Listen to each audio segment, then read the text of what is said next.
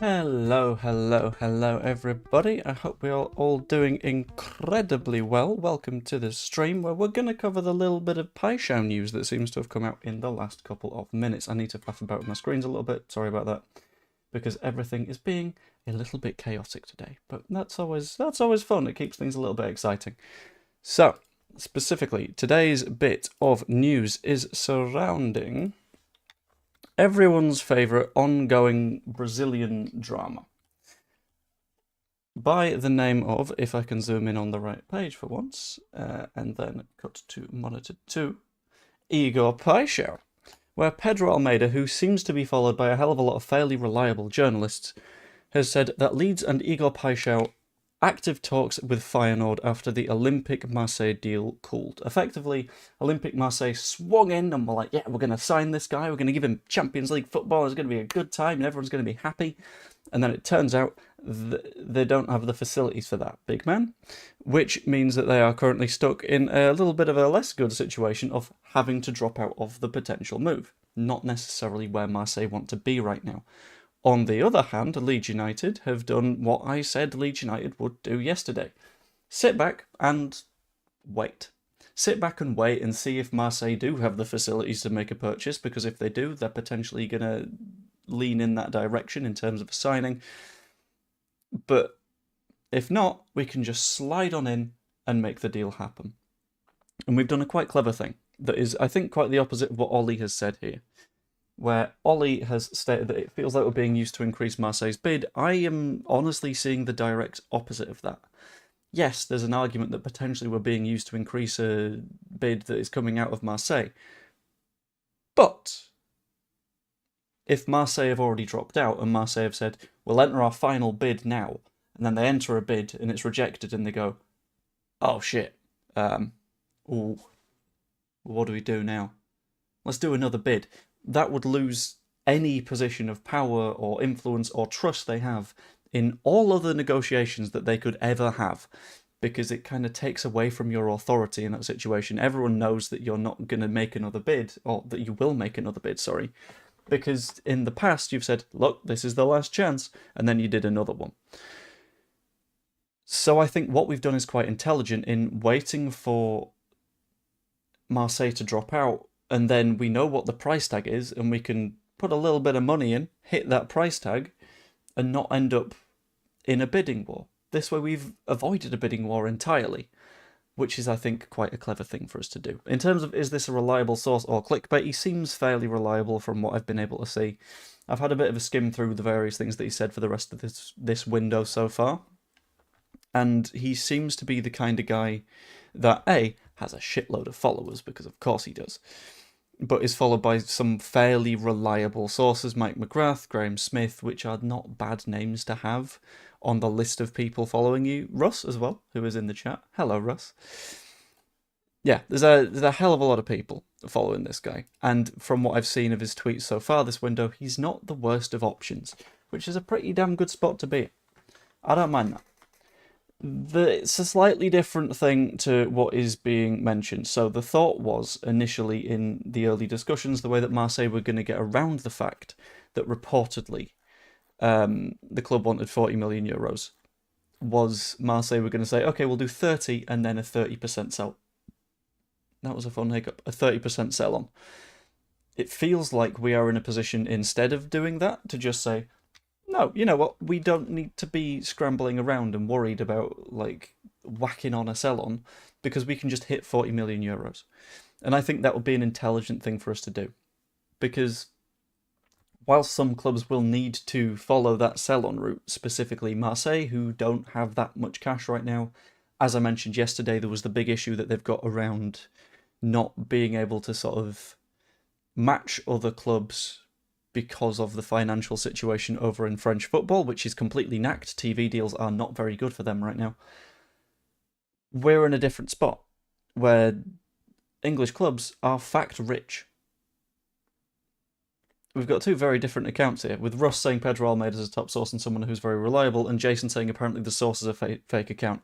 It's very hard to be a fake account when you've got 10,000 tweets and 133,500 followers, many of whom are genuinely quite good journalists.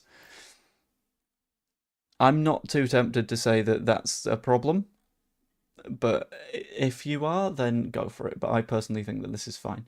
It comes alongside a little bit of emerging news that is surrounding Manor Solomon as well.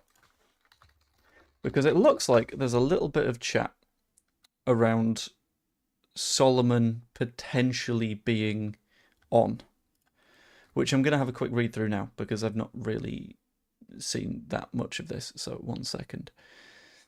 Leeds have apparently learned that the opportunity to sign Manor Solomon will be a strong possibility later in the window, while an update on the hunt for number 10s has emerged after another target's future took an unexpected twist, the other target being Igor Paixao. Solomon is expected to be about 20 million quid. Keep in mind this is Graham Bailey, so big old pinch of salt, who knows. But it looks like there is a fairly reasonable chance that Manor Solomon might also be on the move, which means I'm going to run a very quick poll at the moment. Pete, you're beating me to it. Would you take Solomon or would you take Paixão? Because I think fundamentally they are different players in what they do. And they have different levels of numbers and they've played at different tiers of football. But I think it's a very interesting conversation to see which way you're going. And to counter that one, Hannah, I think there is the point that it isn't just a straight either or, but I don't see us going for both. If there was any chance of going for both, that'd be fantastic. But if you have to pick one or the other, is what I would sort of go for. Just over £36.5 million if we pay €40 million. It would be our biggest signing. I think the way that we'd structure it would be, because they have said yes, they want that much money, but I think it would be sort of a €35 million plus add-ons kind of situation. It'd be a more complex one rather than just saying, here, have €40 million, he's all yours. I think layering it up with some add-ons and all that kind of stuff would probably be the wise way to go, because I think that's the direction we're going. I do agree that Paixão would comfortably be the sexier of the two signings, because Paixão is in that position of being a legitimately ridiculous player. So to have him in the squad would be bonkers, and I would have absolutely no problems with that. But it depends on what you guys are feeling. Currently, I'm just going to share this one for the chat in a moment. 1 second. Paixão's definitely sexy, but it's a cash thing. Are you going on your Pascal Struijk thing again? But there we go. 84% of you are leaning towards Paixão. 16% are leaning towards Manor Solomon. It might be because he's sort of like that known element kind of deal. I don't know. Paixão is not rated as top tier elite by top clubs. How do you mean? I don't know. You've confused me there. Because surely it doesn't matter how other clubs rate him, it matters how we rate him. Because simultaneously, the top tier clubs didn't necessarily rate Rafinha, and then we signed Rafinha, and everything went really, really well from that point onwards. I'm not, again, a lot of people will be like, not all of our signings are going to be Rafinha. I'm aware of that. It's fine, I know. But it's a decent point of comparison to say Brazilian striker in the year of our promotion that is going to be the headline, I think. That would firmly be the signing that is like, oh, that's massive. I'm very, very surprised we've been able to get that one done. Arsenal were in for Paixão, he is rated. That's another good point. I completely forgot about the Arsenal thing. Very, very good point. Very live to hear the reasons for Solomon over Paixão. Likewise, if you're one of the folks that has leaned in the direction of Solomon rather than Paixão, just pop it in here. I'm kind of curious. I think John Buck might be one arguing that it's not about top tier, it's about who fits the team. But I think they both would. What Neymar to go to Leeds? Why? Didn't he go back to... Oh, this is testing my Brazilian football knowledge. Santos? Santos. Fairly sure he went to Santos. But if I'm wrong, I'm wrong. Let's check it out. Neymar. Yes, he went back to Santos, whom he now captains, and will admittedly currently not be on a ridiculous wage, but if he were to come back to Europe, he would want stupid money. That's never going to happen, and he would never come here in the first place, because there would be other clubs that are stupid enough to throw that much cash at the most injury-prone winger on the planet. wanted to try it out at Spurs, not doesn't want to be at Leeds. That's a good point too. And I think as pre-season goes on, we will, and this will be the case for a hell of a lot of players and clubs and all that kind of stuff. I think the thing that Solomon will have learned is he's not necessarily going to be as wanted at Spurs as he wants to be at Spurs, because having signed Kudus, who can play centrally or down the left from time to time, things get a little bit more tricky for him to say, yeah, I'm loved at Spurs, because it's not necessarily going to happen. It puts a little bit of pressure and weight on, and it makes things incredibly difficult for him. Personally, I wouldn't mind Solomon back, but at the same time, in the event that we can do better, we have to do better. If there is a better player on the table, you've got to jump for it. A lot of Feyenoord fans are offended by Marseille lowballing them.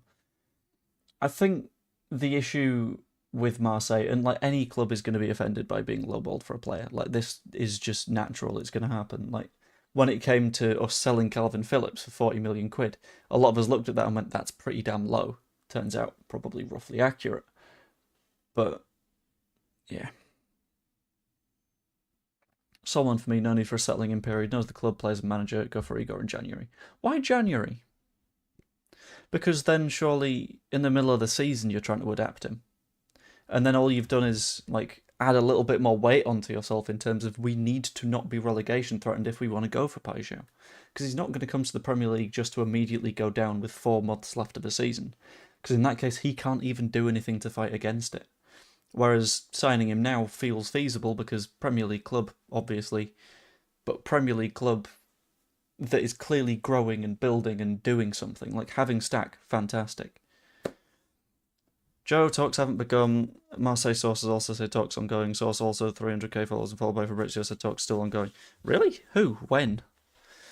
I have seen absolutely nothing around this. But I'm going to have a Google.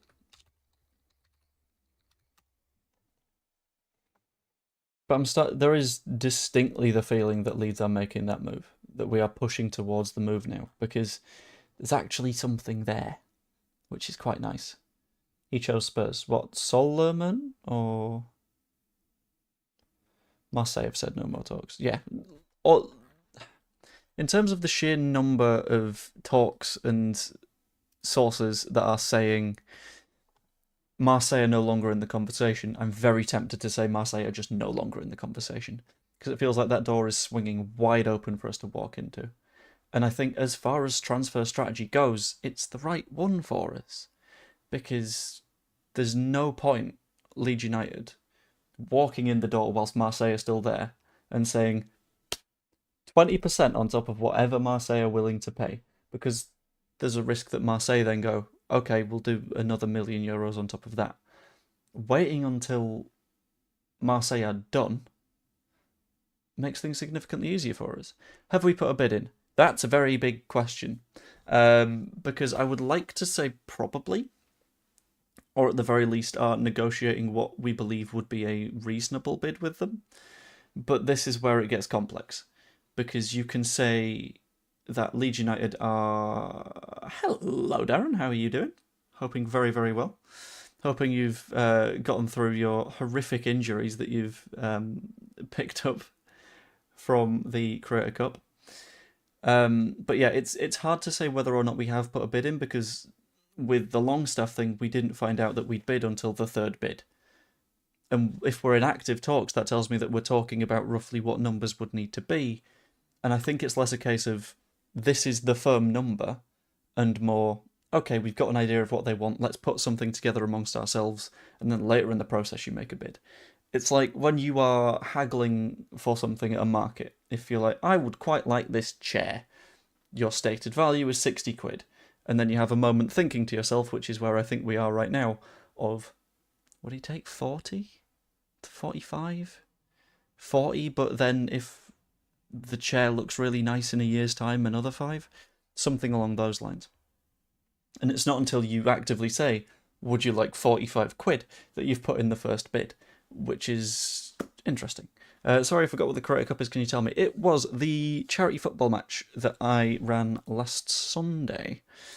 that did pretty damn well, raised around £5,000 for Prostate Cancer UK, and potentially maybe doing another one next year. I've not decided yet. It depends on various organisational things, and it depends on sponsorship again, because it's very expensive to put events on, and yeah, it depends on if we're able to get enough from sponsors to make it feasible to put on in the first place. In fact, if you are specifically interested in... 1 second. There we go. If you're interested in sponsoring it for next year, go send an email to there, and then I'll happily talk it over with you. But yeah, that'd be nice. How do sell-on clauses work with sell-on fee? Let's say it's... Thank you very much, James Darnborough, for subscribing, by the way. How do sell-on clauses work with sell-on fees? Let's say it's 30%. Does that apply to the profit on a player or the whole value of the player? So it depends from club to club and player to player. You can do either. And you can also do weird little adjustments on it. So you can do sort of buyback clauses and all that kind of stuff. So it would completely depend situation to situation, I think. Carl is of the belief that Paixao would remain in the Netherlands. I don't know. I'm not convinced. Sometimes they're gross, sometimes they're net. I think they're all disgusting, but they are also sometimes gross. God, that was silly. Roughly the amount that is being reported as what Marseille want is 40 million euros. That's the sum that everyone seems to be looking at. Wanderlust has just tagged me in a tweet from Edition Marseille. I'll just refresh that. Which is, I'm going to read it in French first. Rectification, les négociations entre l'homme et Feyenoord ne sont toujours pas finis pour Igor Paixao. Les dirigeants les verront et seront patients pour finaliser les transferts. Basically, negotiations still not finalised, management wants him and will be patient to complete the transfer, which is the same spot that we're in. But I'm not entirely convinced that it's super reputable. Especially when, this is quite funny, someone with a Leeds, evidently, Twitter account asked, is this reputable? And the company referred to their own source and was like, yeah, they're reputable. It's like, no, you don't get to say that your own source is brilliant. Like, that's, come on. Yeah, I'm tempted to say that Marseille are out of this one. Although, if there's more French sources, I will happily do more French. Because it's a fun language to speak in. It's all back here and it's quite good. What else was I going to discuss on this stream? I've half forgotten. Also, there's the fact that he'd be going to Prison FC. Like, no one necessarily wants to be playing for Marseille right now because, like, well, you could join a club where everyone's been arrested 3 times. But who knows? It's up to you. So I feel like, I don't know, I feel like we're maybe the better of the options. But it's hard to say. Can't blame him play for wanting to try to prove himself at a Champions League club. I wouldn't blame Paixao if he made the move over to Marseille. Because it's one that would make sense. But it's about Marseille being able to do it financially. And I don't reckon they're able to do that. I don't think they've got the resources. I think they would absolutely struggle to get that deal done. Even the mayor of Marseille doesn't want the players or manager, let alone the supporters groups. Yeah, the supporters groups are also a little bit fashy, which is not ideal, I would say, for a football club. But that happens sometimes, which is all good. What else I am going to do, by the way, is I'm potentially going to do a Fantasy Premier League. I know that I did a Fantasy EFL thing last season. Admittedly, I completely forgot that I was doing it at several points. But I'm potentially going to do a Fantasy Premier League, which I'm going to do a poll about right now. Would you want to take part in a Fantasy Premier League?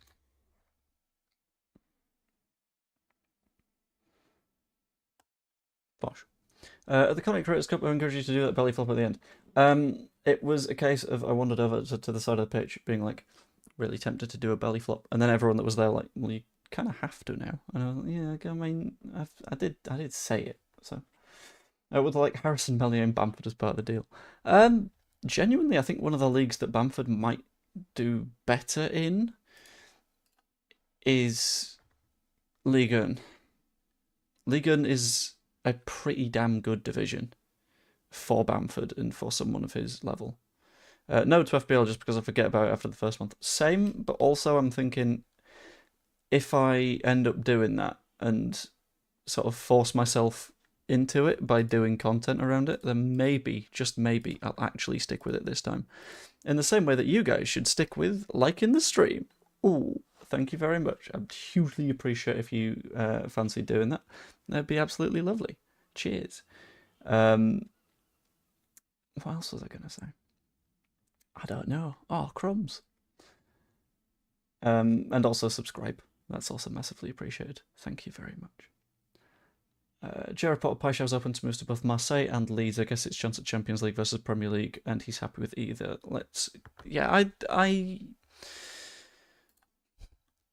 In terms of the standard level, I don't think the Premier League is that far below the Champions League, and that might seem like a weird little bit of conversation, because obviously it is. But if I have a look at the Champions League 25-26, and I have a look at the clubs that are currently in there, right? So the table currently includes Ajax, Arsenal, Atalanta, Athletic Bilbao, Atletico Madrid, Barca, Bayern, Bayer Leverkusen, Borussia Dortmund, Chelsea, Eintracht. Right, this is where we get into it. Eintracht Frankfurt, that lot from Turkey that I'm not going to discuss. Inter Milan, Juve, Liverpool, City, Marseille, Monaco, Newcastle, and then you get into the sort of stinkers of Olympiacos, PSV, Slavia Prague, Sporting, who aren't super special, USG from Belgium, Villarreal, and then you've got a bunch of spots, specifically 7, that are going to be filled by qualification. I reckon the average level of a club in the Champions League, and this one might be a little bit of a controversy, I'm aware, ain't that much higher than mid-table championship. Which means that if you're putting yourself on a silver platter and saying, look, pick me for the World Cup, there's not much better that he can do than whack himself into the Premier League.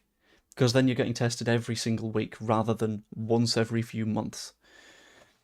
Which is the better move for him, to be honest with you.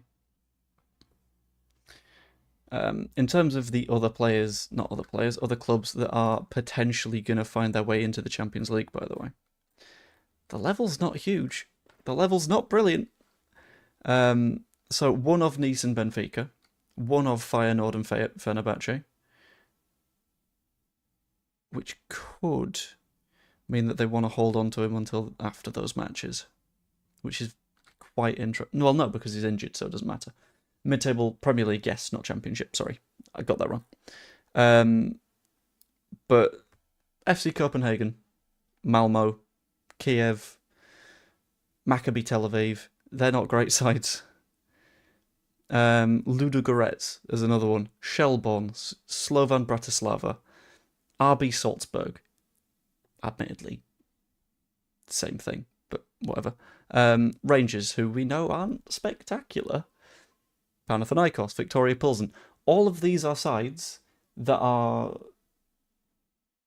not incredible. They're not insane. Like, West Ham won the Europa Conference League, which is sort of telling of the level that, like, European football is not always insanely good.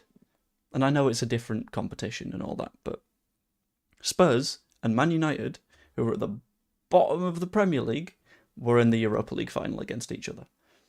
When it comes to week in, week out trying to prove yourself as a player, I think the Premier League is better for you than the Champions League, because yeah, you might get to play against Barcelona, and you might get a match against Real Madrid and Liverpool, But in the Premier League, you're guaranteed Arsenal, Liverpool, City, plenty. Champions League's been devalued with all these sides who won nothing qualifying. I don't think it has, to be honest with you. Well, I don't mind there being more sides in there because it makes it sort of... I don't know. I would much rather have Man City in there than the winners of the North Macedonian First Division. You don't necessarily need to win something to be like Champions League mode for me. Just because. Joe, well, yeah, it is, but so is everything. It's the world of football. And I think from a competitive standpoint as well, it's better to have better sides. Like, without a doubt. Like, Differdange from Luxembourg, as another example. Are you really going to want them in the league over Real Madrid? I think you've given yourself a tough conversation to have there. I've got to be honest with you. It's a brave one, but that's what it was created for as the European Cup back in the day. Yeah, but it changed, as everything changes. Originally, Leeds played in blue and white because we borrowed our kits from Huddersfield. Just showing, but apparently the journal tweeting about us and Paixao isn't a real person. I've not seen anything that is verifiable that he's not a real human being. It'd be an achievement, but I've not seen anything around that. But I will have a little bit of a look and a sniff and a skim, and I'll find out. But we know that Marseille have dropped out, and we know that we were waiting for Marseille to drop out. So don't diss the North Macedonian First Division. Right, in fact, what I'm going to do, right. I'm going to look through the qualifying rounds, right? If you can tell me, without Google... No, because you'll Google, and that's cheating. Anyway, I'm going to diss the North Macedonian First Division because I'm not that arsed about watching KF Shkendija. I'm not asked about watching them play, to be honest with you. You can say Alioski all you want, but I've got a suspicion that he did not spend that long in North Macedonia. Nope, he never played in North Macedonia. Because he was in Young Boys Academy. Lord Ash said he wasn't. Connor retweeted something saying he's not real too. At the same time, like, I'm willing to have the door open because he's been right about a fair amount of stuff in the past. He's not someone that is openly trolling things. Skopje FC, not Skopje FC, I'm afraid. KF Skendija. KF Skendija, I think. Although I'm gonna stop trying that because it's quite difficult. We have too many games, too many competitions, all for revenue for the coffers. Yeah, that's true. But at the same time, that's kind of the way that all things go. It's the same in cricket as well. Like, how about IPL? Okay, well, English cricket's missing out. How about the 100? And you just end up with piles and piles and piles and piles of fixtures that never happened before. And you kind of got to get used to it. And as much as a lot of the, like, major clubs look at it and go, this is disgusting. We're playing too much football right now. I can't handle it. Like Chelsea, for example. Enzo Maresca went full in during the Club World Cup and was like, I don't know. How are we supposed to handle this? I'm going to have a look through the number of players that are currently contracted to Chelsea, right? So, they've got, and I'm going to have to count them because they are in 3 separate lists of first team squad and out on loan and other players under contract. So let's have a quick, right, you got 11 there, you got 3 out on loan, so that's 14 already. 1, 2, 3, 4, 5, 6, 7, 8, 9, 10, 11, 12, 13, 14, 15, 16, 17. 17 at 16, that's 33. Add that to the 14. They've got 47 senior players under contract. 47. And they're coming out like, I don't think we've got enough squad depth to handle this. How about you use some of your fucking players? Or sell them, and you can buy some that are more suited. Like, football is gradually adapting to the needs of more matches. It doesn't look good, but it's sort of unstoppable. So you kind of just roll with it. Congrats to Lioness on scraping through the final, by the way. Left it late again. It's entertaining. Say what you like, but it's very entertaining. I'm looking forward to the other semi-final tonight as well, which thankfully I'm working, which is good. Because I'll like working a bit of women's football. Keeps things interesting. I've gotten completely lost. Thankfully as well, in the event that Paixao comes in, that probably means that Jack Harrison goes. Which is something that I cannot wait for. Like, it has to happen. Jack Harrison is not of the standard at the moment. How many have we got on a senior contract? That is a damn good question. Right, keep in mind that Chelsea have 47.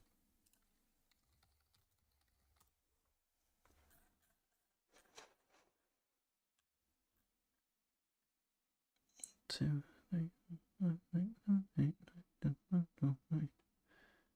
27. They have 20 more players on senior contracts than we do. Which is, yeah. Nuts. It's bonkers. It's complete nonsense. I don't understand it. Wait, count Max Vober as well, because he's clearly an essential player. So that makes it 28, maybe? 28. And that's including Greenwood, who's gone, Gelhardt, who's going, JB, who is undoubtedly going. World Club Cup's just a money-grabbing thing, in my opinion. It's less a money-grabbing thing and more a FIFA thing. Because FIFA's take on it is they don't want the individual continents to have a complete domination over the club game. And as much as, like, this is, right, how do I phrase this without seeming like a shill?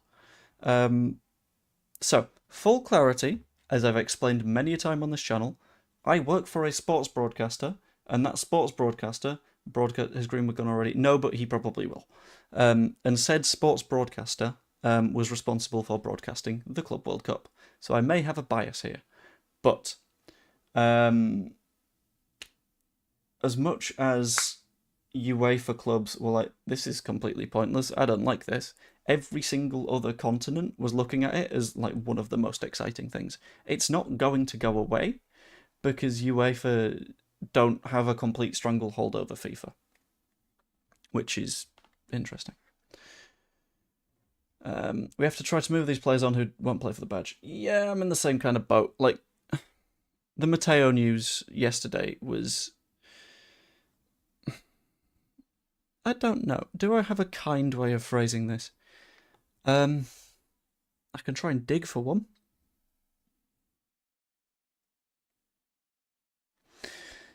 The thing that infuriated me the most about what was going on with Matteo was Matteo Joseph is sat there being like, yeah, I mean, I don't know. Am I going to want to stick around? Probably not. I'm just going to fuck off. And not showing up to training. On the other hand, you've got Pat Bamford sat there being like, well, I would be training, but I've not been invited to. Like, Matteo doesn't realise how good the position that he's been gifted is. He doesn't realise that, like, sure, fine, you're not starting games of football. You know what you are doing? Being a Premier League footballer. And you're going to piss off over to La Liga without being tested at any decent level and then saying, well, actually, I think I deserve to start over here. And La Liga's not an easy league. There is a very, very solid chance that he just gets found out again. And all he's done is create a reputation for himself as someone that is happy to force moves whenever things aren't going his way, and worsen his reputation as a player, as a person, in order to find his way into a league where things aren't better either. Which is nuts. I don't understand why he's done that.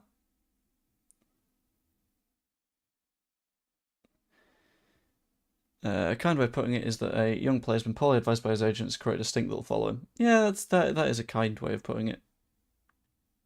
I feel like it's overly kind, because he has some semblance of ability to control himself.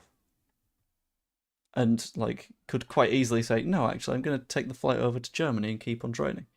Because he's also ruining his own fitness by not training. It's not great. He's a young lad, let's not forget. True, but at the same time, he has free will. Well, let's not get into that. But he has free will to the extent that any human being has free will. Which, for me, says, like, you could show up and still train while still saying, I kind of want to move. So if I'm able to, that would be absolutely lovely. That, sure, fine, cool. If he wants to do that, then he wants to do that. No problems. Yeah. He's nearly 22 years old. By that point, I had a degree. Which shows that, like, you know some things. You are sentient enough to make decisions of your own. And if the decisions that he's making are bad decisions, I don't feel it wise for us to say, yeah, but he's a kid and all this kind of stuff. Because if you are 21 years of age and you're still throwing a little bit of a strop because you're not getting picked and forcing your way over to Spain to make up for it, maybe this is an opportunity to grow up a little bit.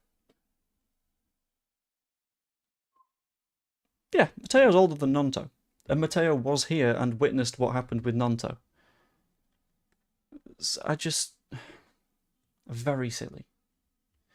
Sell Joseph, we've got young Harry Gray to develop. We do. So if we're looking for a young player to come through, sod it. We've got someone else. But it feels like, from his own perspective, this is daft at best. And at the very least, you show a little bit of respect by showing up, by having these conversations openly, by not... I don't know.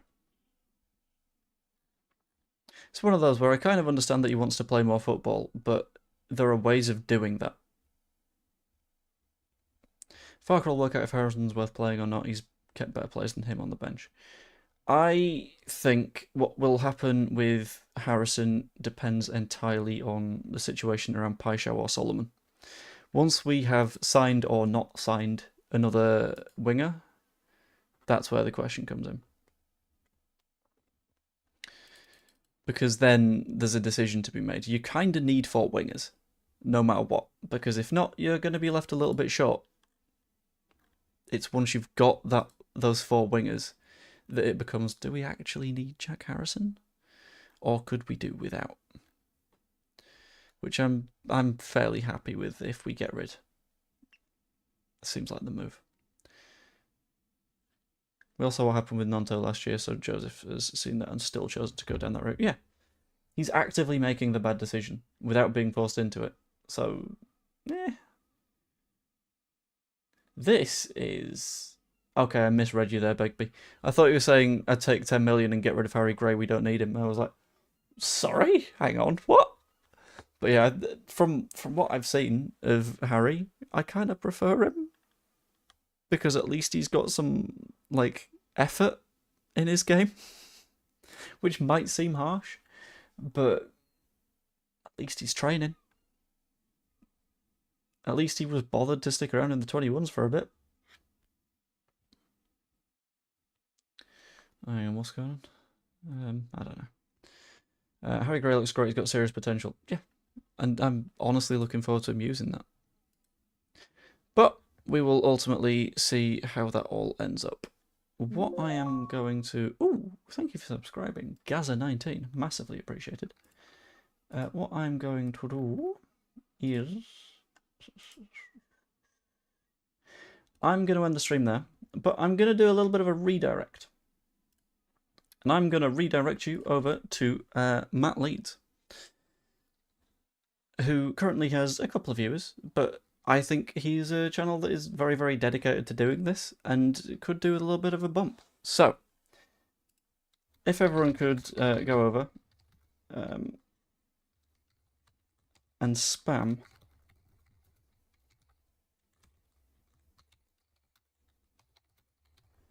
something like this, rather than just Joe B raid. We like keeping it interesting around these parts.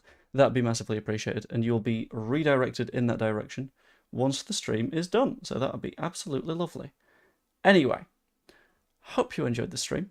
If you did, please pop a like on it. That's always massively appreciated. Subscribe if you haven't yet. That also really, really helps the channel, as does being a channel member.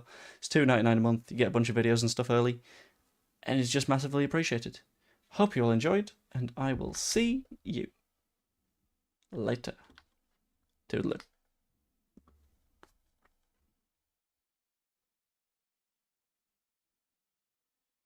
Also, be sure to spam Matt with messages. That'd be massively appreciated. Thank you, guys.